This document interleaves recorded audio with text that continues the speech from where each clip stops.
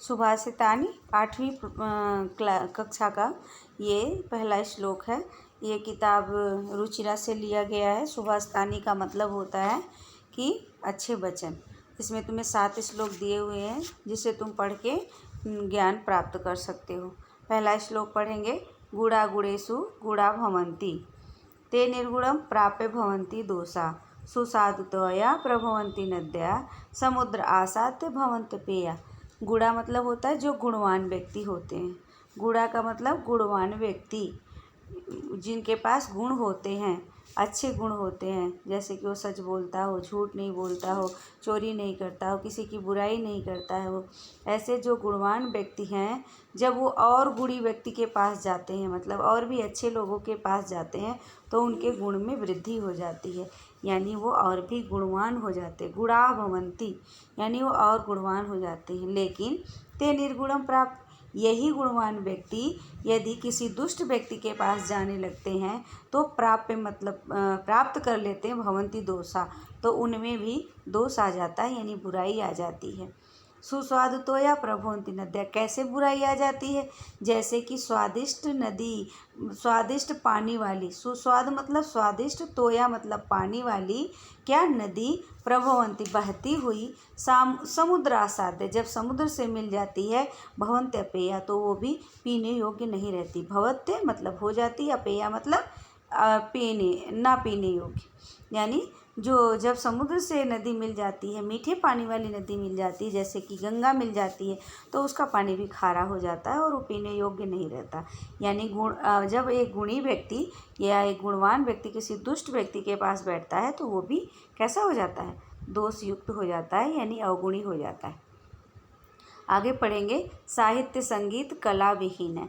कह रहा कि जो साहित्य है, यानी जो हम भाषा पढ़ते हैं, जो हमारे पास बहुत सारे हमारे सभ्यताएं होती हैं, उनके बारे में पढ़ते हैं, तो वो सब साहित्य होता है। संगीत मतलब जो गीत हैं, कला मतलब जो हमारे पास गुण होते हैं, जैसे कि हम कोई अच्छी चीज़ बनाना जानते हैं, कपड़े अच्छे से सिलना जानते हैं, या हम आजकल बच्चे ड्राइंग भी करते हैं। ऐसी कोई भी कला जो तुम्हारे, किसी को अच्छे अच्छे बेड बनाने आते हैं, किसी को गाड़ी बनाने आता है, ये सब भी कला होता है। तो इन सब कला से विहीन मतलब जिनके पास ये सब कला नहीं है, वो व्यक्ति कैसा रहता है, साक्षात पशु मतलब बिल्कुल जानवर जैसा हो जाता है। जब उसके पास न संगीत है, न उसके पास साहित्य है, न उसके पास कला है, तो व्यक्ति कैसा दिखेगा, मनुष्य रहते हुए भी वह जानवर की तरह दिखता है। कैसा जानवर, पुच्छ विसारहीन है। मनुष्य के पास सींग पूँछ नहीं होती ना, तो ऐसा जानवर है जिसके पास पूँछ और सींग नहीं है। जो तृणम न खादपि, जीवमान है, जो तिनका नहीं खाता है, तिनका मतलब घास तो नहीं खाता है, बिना घास खाए जीवित रहता है, लेकिन कैसा दिखता है, परम पशु नाम, वो बिल्कुल पशु की तरह दिखने लगता है। तद भाग ध्येयम, कह रहा वो जो है मनुष्य मतलब पशु के हिस्से का तिनका तो नहीं खाता, केवल वो पशु जैसा ही दिखता है, लेकिन वो पशु के हिस्से का तिनका ना खाते हुए भी, भागदेय मतलब पशु के हिस्से का तिनका ना खाते हुए भी परम पशु की तरह ही जीता रहता है, जिसके पास सींग और पूँछ नहीं होती। अगला पढ़ेंगे। लुब्धस्य नश्यति, लुब्धस्य नश्यति यस्य पिशुनस्य मैत्री, नष्टस्य क्रिया नष्ट अक्रियस्य कुल अर्थ परस्य धर्मे, विद्याफलम व्यसनिनः कृपणस्य सौख्यम, राजप्रमत्त सचिवस्य नराधिपस्य। ये बहुत आसान और बहुत अच्छा है, क्योंकि ये तुम अपने जीवन में भी धारण कर सकते हो। लुब्धस्य मतलब जो लोभी होते हैं, लुब्धस्य का मतलब जो लोभी होते हैं, ये जो लुब्धक का मतलब होता है ये जो लोभी हैं, ये जो लोभी हैं, लुब्धक का मतलब लालची, लोभी क्या, लालची, लालची, जो ये लालची होते हैं उनको नश्यत यश है, उनकी तारीफ कोई नहीं करता, उनका यश नष्ट हो जाता है। पिशुनस्य मैत्री, और जो पिशुन होते हैं मतलब जो चुगलखोर होते हैं, उनका कोई मित्र नहीं होता, क्योंकि आज वो एक दूसरे की चुगली करेंगे, कहीं ना कहीं झगड़ा लगा देंगे, बस क्या हो जाएगा, लड़ाई हो जाएगी, दुश्मनी हो जाएगी, इसलिए सब डरेंगे कि चुगलखोर से कोई मित्रता नहीं करेगा। नष्ट अक्रियस, नष्ट मतलब खत्म हो जाता है, अक्रियस मतलब जो कार्य नहीं करता, कुल अर्थ मतलब खानदानी पैसा भी ख़त्म हो जाता है। कोई कहता नहीं है कि उनके ख़ानदानों में बहुत धनी लोग थे, तो ऐसे धनी लोगों का धन भी ख़त्म हो जाता है अगर कार्य ना किया जाए। अगर आलसी हो जाते हैं लोग, काम नहीं करते, केवल अपने पैसे पे ऐश करना चाहते हैं, तो उनका धन भी नष्ट हो जाता है। यानी जो आलसी होते हैं, अक्रिय होते हैं, जो कार्य नहीं करना चाहते, उनका कुल परंपरा से आया हुआ धन नष्ट हो जाता। अपरस्य धर्म है। और जो स्वार्थी होते हैं, वो जो परोपकार नहीं करना चाहते, उनका धर्म नष्ट हो जाता है। विद्या फलम व्यसनीन कृपणस्य सौख्यम। कह रहे हैं जो व्यसनीन है, जो आलसी हैं, जो अध्ययन नहीं करना चाहते, उनको कभी विद्या प्राप्त नहीं होती। और कृपणस्य सौख्यम, जो कंजूस होते हैं, उनको कभी यश नहीं मिलता, उनका सम्मान खत्म हो जाता कंजूस का। राज्य प्रमत्तः सचिव है। कह रहा है जिस राज्य का सचिव मतलब प्रधान, जो मंत्री होता है, जो अपने राज्य को के राजा को सलाह देता है। नराधिपस्य मतलब राजा, नराधिपस्य मतलब राजा। जिस राज्य के राजा का मंत्री, जिस राज्य के राजा का मंत्री प्रमत्त होता है, घमंडी होता है, अच्छा नहीं होता, वो राज्य नष्ट हो जाता है। आगे बात समझ में। अगला चौथा पढ़ेंगे। पीत्वा रसम तु कटुक मधुरम समानम माधुर्यमेव जनन्य मधुमच्छिकासो संतस्तथैव समसज्जन दुर्जनानाम श्रुत्वा वचय मधुर सूक्त रसम सृजयंती। बहुत अच्छा सा श्लोक है, पढ़ेंगे। पीत्वा मतलब पीकर, पीत्वा मतलब पीकर, रसम मतलब रस, तू मतलब तो, जो, कटुक मतलब कड़वा, मधुर मतलब मीठा, समानम। कह रहे ऐसे लोग भी होते हैं जो कड़वा रस पीकर मतलब कटुक वचन सुनकर भी, यानी कड़वा रस पीकर भी मधुर मीठा ही उत्पन्न करते हैं।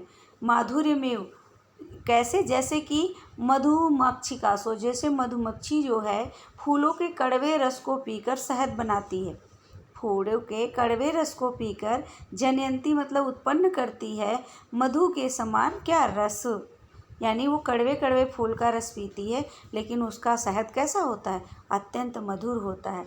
उसी तरह सज्जनस तथैव मतलब उसी प्रकार सज्जन लोग भी दुष्ट लोगों की बातों को सुनते हुए भी क्या करते हैं, सज्जन लोग जो दुर्जन व्यक्ति की बातों को, गलत बातों को सुनते हुए भी सुनकर मधुर सूक्तम मतलब मीठी बातें ही बताते हैं, सही बात ही उन्हें बताते हैं। सृजंत मतलब उन्हें सिखाते हैं, सृजन करते हैं और बताते हैं। वो दुष्ट की बातों पर ध्यान नहीं देते। उनकी दुष्टता भरी बातें सुनने के बाद भी वो कैसे वच बोलते हैं, वो ऐसे वचन बोलते हैं, वच का मतलब वचन बोलते हैं, श्रुत्वा मतलब सुनकर। कैसे वचन बोलते हैं, मधुर सूक्तम, जो अत्यंत उपयोगी बातें होती हैं, जो मधुरता उत्पन्न करती है, ऐसी बातें बोलते रहते हैं। आगे पढ़ेंगे। पाँचवां, विहाय पौरुषम यो ही देव अवलंबते प्रसाद सिंहवत तस्य मूर्धन्य तिष्ठन्ति वैसा।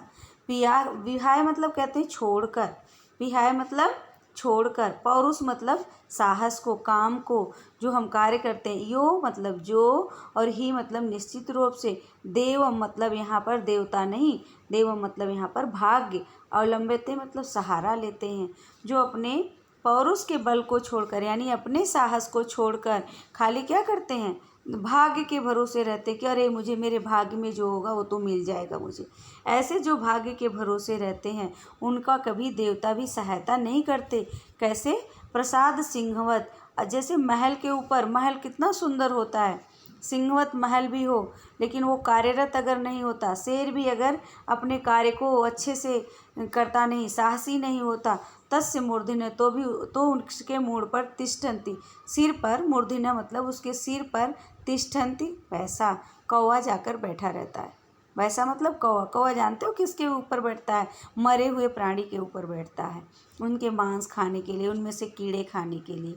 तो जो व्यक्ति आलसी होता है, भाग्य के भरोसे रहता है, उस पे भाग्य कभी सहायता नहीं करती। क्यों? क्योंकि जो कार्य करते हैं उनके ऊपर भाग्य प्रसन्न होती है और उनकी सहायता करती है, उन्हें और विकास करती है। लेकिन अगर कोई, जैसे कि शेर इतना बलवान है, ताकत वाला, लेकिन एक जगह बैठ जाए और बिल्कुल भी वो ना करे, अपना शिकार ना करे, तो क्या उसे कोई खाना ला के दे देगा? कोई नहीं लाएगा। तो उसके सिर पे कौन जाके बैठ सकता है? कौवा जाके बैठेगा कि ये तो किसी काम का नहीं है।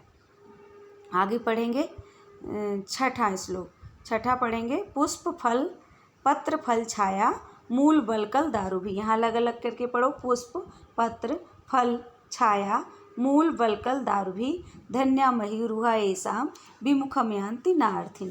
कह रहा जो पुष्प है मतलब फूल, पत्ता, फल और छाया, मूल मतलब जड़, बलकल मतलब क्या होता है जो कपड़े, और दारू भी मतलब जो लकड़ियाँ, ये सब चीज़ें कौन हमें दे देता है?